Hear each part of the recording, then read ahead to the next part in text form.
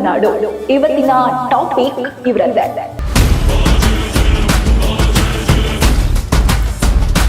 ಇವರು ಹುಟ್ಟಿನಿಂದಲೇ golden spoon ಅಂದ್ರೆ ನಿಮಗೆಲ್ಲ ಗೊತ್ತೇ ಇರುತ್ತೆ. Rich kid. ಎಂ.ಕೆ. ಸ್ಟಾಲಿನ್, ಮುತ್ತುವೇಲ್ ಕರುಣಾನಿಧಿ ಸ್ಟಾಲಿನ್.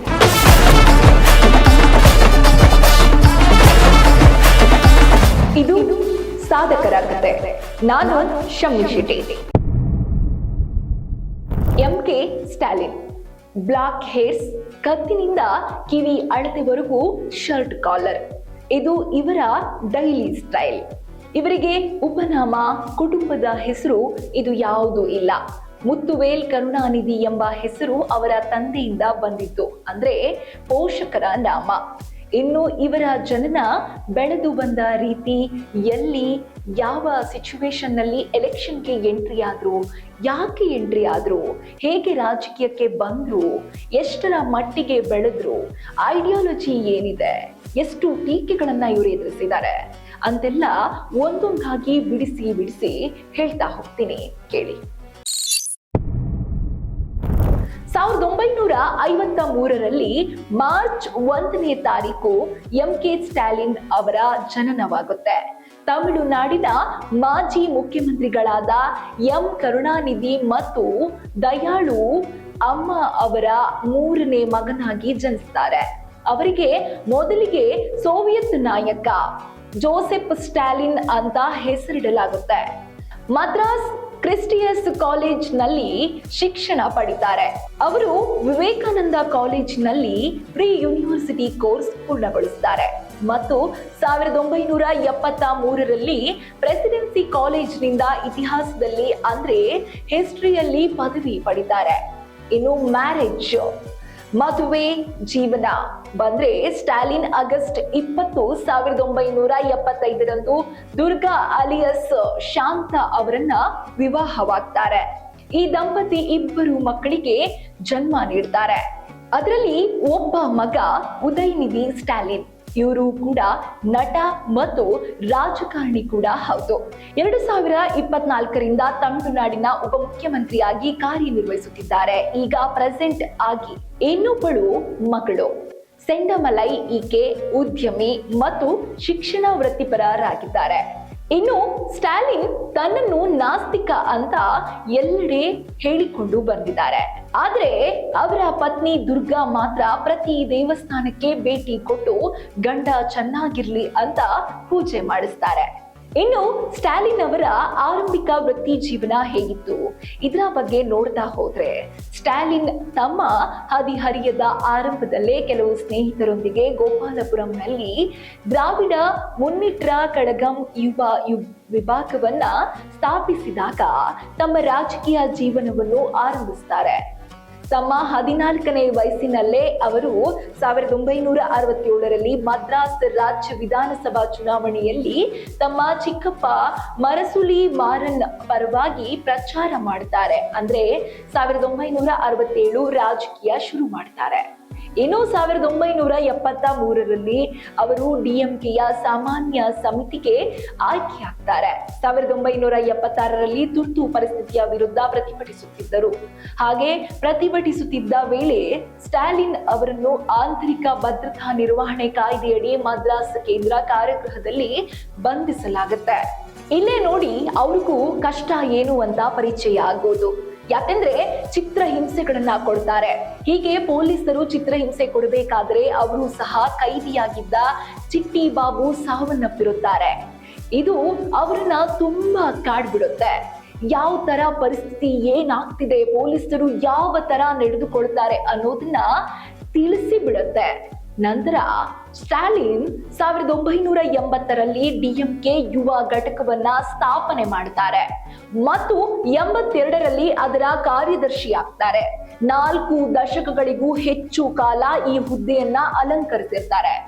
ನಂತರ 1980 ದಶಕದಲ್ಲಿ ಅವರು ತಮಿಳುನಾಡಿನಾದ್ಯಂತ ಪ್ರಯಾಣಿಸಿ ಯುವಕರನ್ನ ಸಕ್ರಿಯ ರಾಜಕೀಯಕ್ಕೆ ಸೇರಿಸಲು ಪ್ರೋತ್ಸಾಹಿಸುತ್ತಾರೆ ಮತ್ತು ಮಾರ್ಗದರ್ಶನ ನೀಡುತ್ತಾರೆ.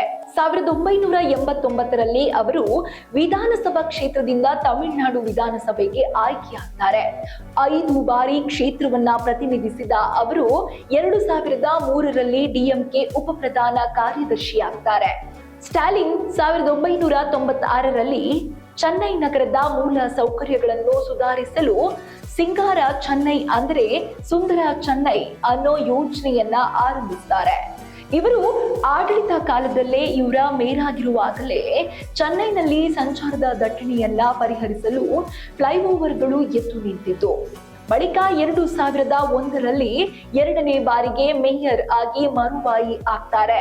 2002ರಲ್ಲಿ ಮುಖ್ಯಮಂತ್ರಿ ಜಯಲಲಿತಾ ಅವರು ತಮಿಳುನಾಡು ಪುರಸಭೆ ಕಾನೂನು ಕಾಯ್ದೆಯನ್ನ ಜಾರಿಗೆ ತರ್ತಾರೆ. ಇದು ಸರ್ಕಾರದಲ್ಲಿ ಒಬ್ಬ ವ್ಯಕ್ತಿ 2 ಚುನಾಯಿತ ಹುದ್ದೆಗಳನ್ನ ಹೊಂದುವುದು. ಅದನ್ನ ಹೊರತುಪಡಿಸಿ ಸ್ಟಾಲಿನ್ ಶಾಶ್ವತ ಸಭೆಯ ಚುನಾಯಿತ ಸದಸ್ಯರಾಗಿರ್ತಾರೆ. ಸ್ಟಾಲಿನ್ 1996ರಲ್ಲಿ ಚೆನ್ನೈನ ಮೇಯರ್ ಆಗ್ತಾರೆ. ನಗರದ ಮೂಲ ಸೌಕರ್ಯಗಳನ್ನ ಸುಧಾರಿಸಲು ಸಿಂಗಾರ ಚೆನ್ನೈ ಅಂದರೆ ಸುಂದರ ಚೆನ್ನೈ ಅನ್ನೋ ಯೋಜನೆಯನ್ನ ಆರಂಭಿಸ್ತಾರೆ. ಇವರ ಆಡಳಿತ ಕಾಲದಲ್ಲೇ ಇವರು ಮೇಯರ್ ಆಗಿರಬೇಕಾದ್ರೇನೆ ಚೆನ್ನೈನಲ್ಲಿ ಸಂಚಾರದ ದಟ್ಟಣೆಯನ್ನ ಪರಿಹರಿಸಲು ಫ್ಲೈಓವರ್ಗಳು ಎದ್ದು ನಿಲ್ತವೆ.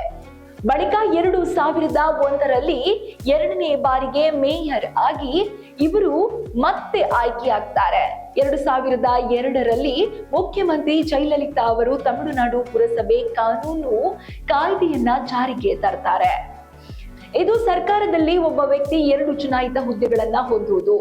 ಇದು ಸರ್ಕಾರದಲ್ಲಿ ಒಬ್ಬ ವ್ಯಕ್ತಿ 2 ಚುನಾಯಿತ ಹುದ್ದೆಗಳನ್ನ ಹೊಂದುವುದು ತಪ್ಪು ಎನ್ನುವ ಕಾಯ್ದೆ ಬರುತ್ತೆ. ಸ್ಟಾಲಿನ್ ಶಾಶ್ವತ ಸಭೆಯ ಚುನಾಯಿತ ಸದಸ್ಯರಾಗಿರ್ತಾರೆ. ಈ ಕಾರಣ ಕಾನೂನು ಅವರನ್ನ ಚೆನ್ನೈ ಮೇಯರ್ ಸ್ಥಾನದಿಂದ ಕೆಳಗಿಳಿಸಿತು. ಇನ್ನು 2002ರ ವಿಧಾನಸಭಾ ಚುನಾವಣೆಯಲ್ಲಿ ಡಿಎಂಕೆ ರಾಜ್ಯ ವಿಧಾನಸಭೆಯ ಮೇಲೆ ಹಿಡಿತ ಸಾಧಿಸಿತು. ಸ್ಟಾಲಿನ್ ತಮಿಳುನಾಡು ಸರ್ಕಾರದಲ್ಲಿ ಗ್ರಾಮೀಣಾಭಿವೃದ್ಧಿ ಮತ್ತು ಸ್ಥಳೀಯ ಆಡಳಿತ ಸಚಿವರಾಗ್ತಾರೆ ಮತ್ತು ತಮ್ಮ ಅವಧಿಯ ಉದ್ದಕ್ಕೂ ಈ ಹುದ್ದೆಯನ್ನ ಉಳಿಸಿಕೊಳ್ಳುತ್ತಾರೆ. ಇನ್ನೊಮ್ಮೆ 2009ರಂದು ತಮಿಳುನಾಡು ರಾಜ್ಯದ ಉಪಮುಖ್ಯಮಂತ್ರಿಯಾಗಿ ನೇಮಕಗೊಳ್ಳುತ್ತಾರೆ. 2013ರಲ್ಲಿ ಡಿಎಂಕೆ ಮುಖ್ಯಸ್ಥರಾಗಿದ್ದ ಮಾಜಿ ಸಿಎಂ ದಿವಂಗತ ಕರುಣಾನಿಧಿ ಅವರು ಸ್ಟಾಲಿನ್ ಅವರನ್ನು ತಮ್ಮ ಉತ್ತರಾಧಿಕಾರಿ ಅಂತ ಘೋಷಣೆ ಮಾಡ್ತಾರೆ. 2016ರಲ್ಲಿ ಅದನ್ನು ದೃಢಪಡಿಸುತ್ತಾರೆ. ಅಂದ್ರೆ ಡಿಎಂಕೆ ಮುಖ್ಯಸ್ಥ ಸ್ಥಾನವನ್ನ ಬಿಟ್ಟು ಕೊಡುತ್ತಾರೆ. ಇನ್ನು 2016ರಲ್ಲಿ ನಡೆದ ವಿಧಾನಸಭಾ ಚುನಾವಣೆಯಲ್ಲಿ ಕೊಳತ್ತೂರು ಕ್ಷೇತ್ರದಿಂದ ಗೆದ್ದು ವಿರೋಧ ಪಕ್ಷ ನಾಯಕನಾಗಿ ನೇಮಕವಾಗ್ತಾರೆ. ಇನ್ನು 2018ರಲ್ಲಿ ಕರುಣಾನಿಧಿ ನಿಧನರಾಗ್ತಾರೆ. ಆದರೆ ಸಂಪೂರ್ಣ ಪಕ್ಷದ ಅಧಿಕಾರವನ್ನ ಸ್ಟಾಲಿನ್ ಕೈ ಸೇರುತ್ತೆ. ಇನ್ನು 2021 ಎಲೆಕ್ಷನ್ ನಲ್ಲಿ ಸಂಪೂರ್ಣವಾಗಿ 234 ಕ್ಷೇತ್ರದಲ್ಲಿ ಬರೋಬ್ಬರಿ 159 ಸೀಟ್ಗಳನ್ನ ಗೆಲ್ತಾರೆ.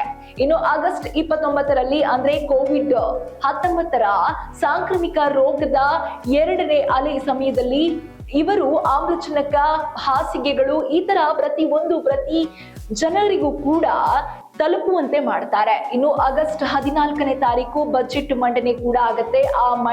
ಆ ಬಜೆಟ್ ನಲ್ಲಿ ಶ್ರೀಲಂಕಾ ತಮಿಳರ ನಿರಾಶ್ರಿತ ಶಿಬಿರಗಳನ್ನ ಪುನರ್ ಸ್ಥಾಪಿಸ್ತಾರೆ.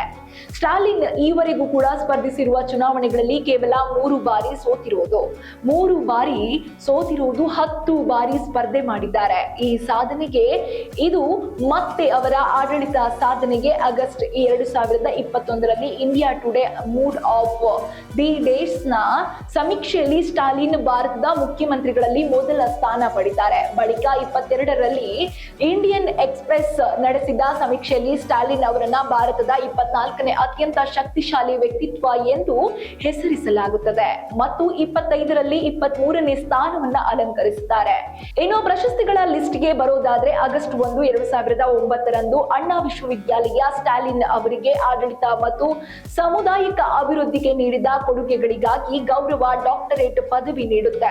ಇನ್ನು ಯುನೈಟೆಡ್ ಸ್ಟೇಟ್ಸ್ ನಲ್ಲಿ ಚಿಂಟೂಕಿಯ ಕಾಮನ್ವೆಲ್ತ್ ನೀಡುವ ಅತ್ಯುನ್ನತ ಪ್ರಶಸ್ತಿಯಾದ ಕೆಂಟುಕಿ ಕರ್ನಲ್ ಪ್ರಶಸ್ತಿಯನ್ನ ಕೂಡ ಅವರ ಸಾರ್ವಜನಿಕ ಸೇವೆಗಾಗಿ ನೀಡಲಾಗುತ್ತೆ. ಇನ್ನು ಸಿಎಂ ಆಗಿದ್ದ ಸ್ಟಾಲಿನ್ನ ಸಾಧನೆಗಳು ಏನೇನು ಮಾಡಿದ್ದಾರೆ ಸಿಎಂ ಆಗಿ ಅಂತ ನೋಡೋದಾದ್ರೆ ಶಿಕ್ಷಣ ಮತ್ತು ಮಕ್ಕಳ ಕಲ್ಯಾಣ ಮುಖ್ಯಮಂತ್ರಿಗಳ ಉಪಹಾರ ಯೋಜನೆಯನ್ನ ತರ್ತಾರೆ. ಸರ್ಕಾರಿ ಪ್ರಾಥಮಿಕ ಶಾಲಾ ಮಕ್ಕಳಿಗೆ ಪೌಷ್ಟಿಕಯುತ ಉಪಹಾರವನ್ನ ನೀಡುವಂತಹ ಈ ಯೋಜನೆ ಎಲ್ಲರ ಗಮನ ಸೆಳೆಯುತ್ತೆ. ಭಾರತದಲ್ಲೇ ಮೊದಲಾಗತ್ತೆ. ಇದರಿಂದ ಶಾಲೆಗೆ ಬರುವ ಮಕ್ಕಳ ಹಾಜರಾತಿ ಹೆಚ್ಚಾಗುತ್ತೆ, ಶಿಕ್ಷಣ ಅಭಿವೃದ್ಧಿಯಾಗುತ್ತೆ.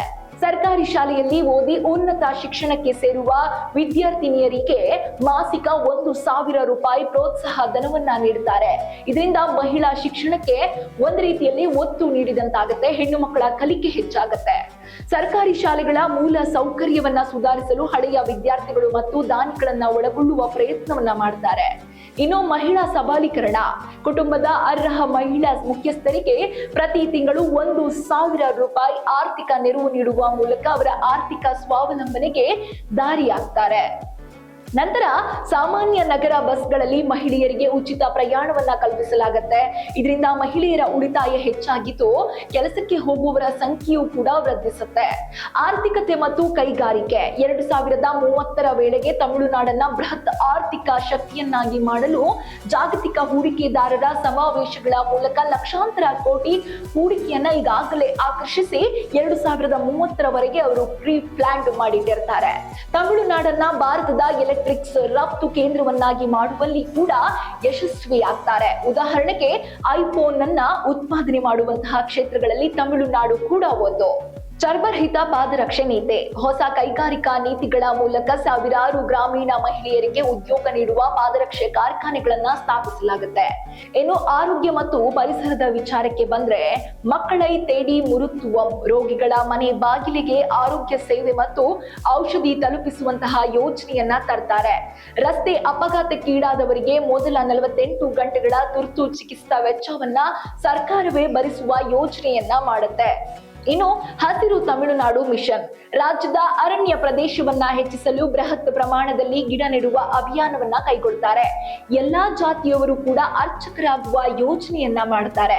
ಇದರಿಂದ ಸಾಮಾಜಿಕ ಸಮಾನತೆಗಾಗಿ ತರಬೇತಿ ಪಡೆದ ಯಾವುದೇ ಜಾತಿಯ ವ್ಯಕ್ತಿಯನ್ನು ಕೂಡ ದೇವಸ್ಥಾನದ ಅರ್ಚಕರನ್ನಾಗಿ ನೇಮಿಸುವ ಕ್ರಾಂತಿಕಾರಿ ಒಂದು ನಿರ್ಧಾರವನ್ನ ಕೈಗೊಳ್ಳುತ್ತಾರೆ.